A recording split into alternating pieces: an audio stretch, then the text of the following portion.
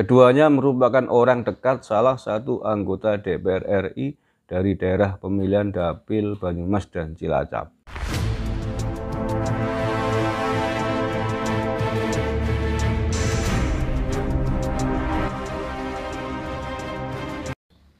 Assalamualaikum warahmatullahi wabarakatuh. Salam Nusantara, salam sejahtera untuk kita semuanya. Saudara-saudaraku, sahabat-sahabatku, sebangsa setanah air dimanapun Anda berada. Bertemu lagi dengan KB Nusantara. Mudah-mudahan kita semuanya selalu dalam lindungan Tuhan Yang Maha Kuasa. Amin ya Rabbal Alamin.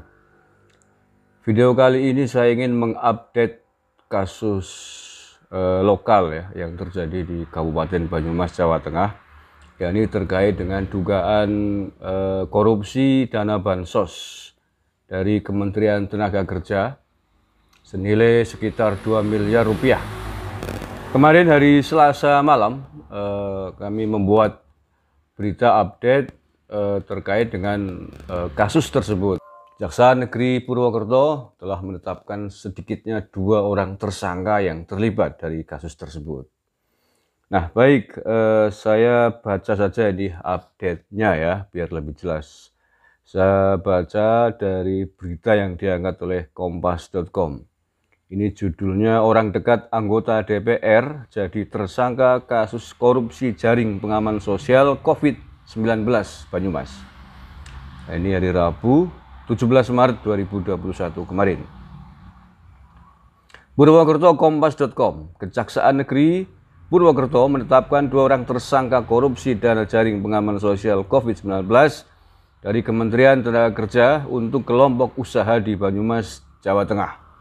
Kedua tersangka yaitu berinisial AM 26 tahun dan MT 37 tahun, warga Desa Sokawera, Kecamatan Cilongok, Kabupaten Banyumas. Oke. Keduanya merupakan orang dekat salah satu anggota DPR RI dari daerah pemilihan Banyumas dan Cilacap.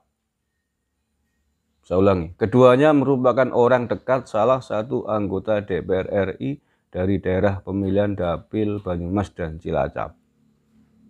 Ini Kompas nggak bertanggung jawab ini. Dia menyebut keduanya orang dekat anggota DPR RI, tapi tidak menyebutkan siapa nih. Siapa anggota DPR RI yang dimaksud? Tidak disebutkan. Oke, mungkin masih ditutupi. Saya lanjutkan, 2 orang ditetapkan jadi tersangka kemarin setelah kita ekspos, kata Kajari Purwokerto Sunarwan di sela groundbreaking perumahan Adiaksa Residen di Desa Karanggintung, Kecamatan Sumbang, Banyumas hari Rabu.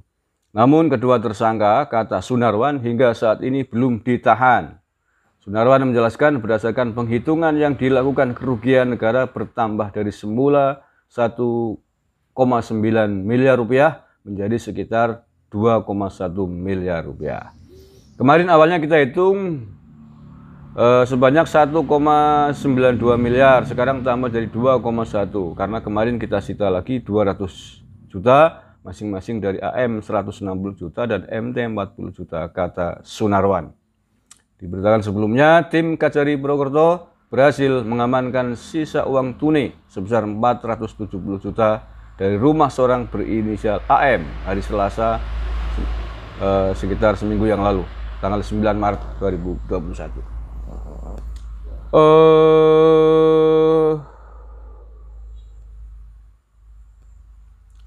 Dari rumah tersebut, tim juga mengamankan 38 stempel atas nama kelompok usaha, buku rekening tabungan, dan 1 unit komputer.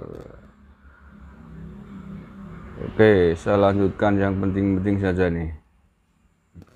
Di Banyumas total tercatat ada 48 kelompok usaha penerima bantuan yang masing-masing beranggotakan 20 orang. Setiap kelompok semestinya menerima anggaran sebesar 40 juta rupiah, kata Sunarwan.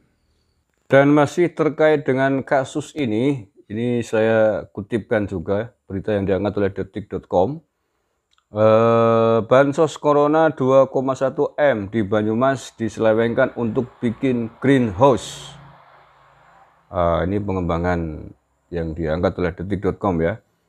Jadi dari uang yang dikumpulkan oleh tersangka ini ternyata dibuat untuk membuat greenhouse. Saya baca nih beritanya. Kejaksaan Negeri Purwokerto Kabupaten Banyumas Jawa Tengah menetapkan AM dan MT sebagai tersangka kasus dugaan penyalahgunaan dana bantuan corona senilai 2,1 miliar. Duit yang seharusnya untuk kepentingan 48 kelompok tani itu diduga digunakan untuk membangun greenhouse melon di Desa Sokawera, Kecamatan Cilongok, Kabupaten Banyumas. Penggunaan itu kemarin sudah kita sampaikan, itu untuk greenhouse melon di sana itu sudah kita sita, belum jadi itu greenhouse-nya belum jadi ya. Dan yang kemarin kita sita itu dari kedua tangan mereka.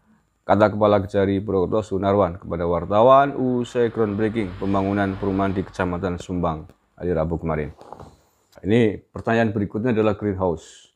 Greenhouse di Desa Sokawera ini milik siapa, dibangun di tanah siapa, dan siapakah politisi yang pernah terlibat ikut membangun greenhouse di Sokawera Cilok ini. Terima kasih. Wallahul muwaffiq ila aqwamit thoriq. Assalamualaikum warahmatullahi wabarakatuh.